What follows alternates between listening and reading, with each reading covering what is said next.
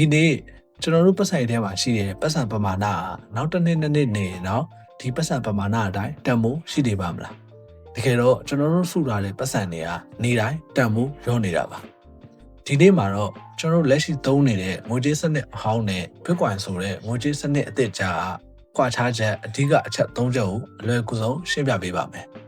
ဒီအချက်၃ချက်ကိုသိသွားရင်တော့ Bitcoin ဘာကြောင့်ဒီလောက်တန်ဖိုးရှိနေတာလဲလူတွေက Bitcoin ကိုဘယ်လိုရည်ချက်နဲ့ဝယ်နေတယ်လဲဆိုတာကိုရှင်းရှင်းလင်းလင်းသိသွားပါလိမ့်မယ်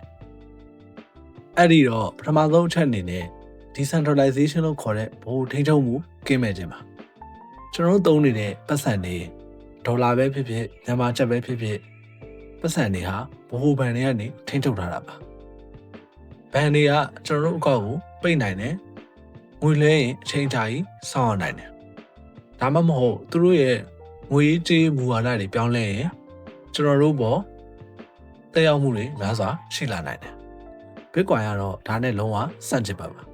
သူက decentralize ဖြစ်တယ်ဆိုလိုတာကဘယ်အစိုးရဘယ်ဘဏ်ဘယ်သူမှဒီစနစ်ကိုထိန်းချုပ်လို့မရပါဘူး Bitcoin ကကမ္ဘာတစ်ဝန်းလုံးမှာရှိတဲ့ကွန်ပျူတာထောင်ပေါင်းများစွာပေါ်မှာလည်ပတ်နေတာပါ